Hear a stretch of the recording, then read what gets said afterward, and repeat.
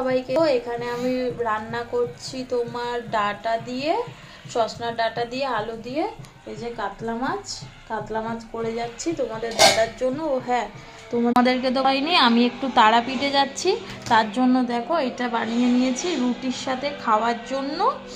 আর তোমাদের দাদাভাইয়ের মাছের ঝোল করে দিয়ে গেছে। এখানে একটা মাছ ভাজি আছে, আর এখানে না গিমে শাক বেগুন দিয়ে ভাজা আছে।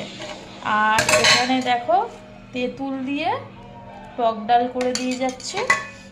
ওই 2 দিনের মতো থাকবো না, ভাবলাম ওকে একটু রান্না করে দিয়ে যাই, তো তাহলে ও খেতে পারবে, না হলে বাইরের খাবার খেতে হবে। তো এখানে পাবদা মাছ করে দিয়েছি ধনেপাতা দিয়ে।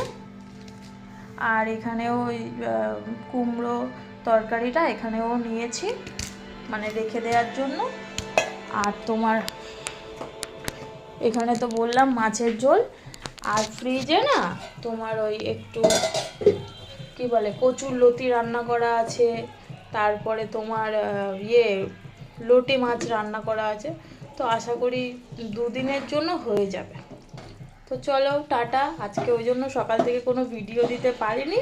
এবারে তারাপীঠ মায়ের মন্দিরে গিয়ে তোমাদের সাথে অনেক অনেক ভিডিও শেয়ার করব। সবাই সুস্থ থেকো, ভালো থেকো, টাটা।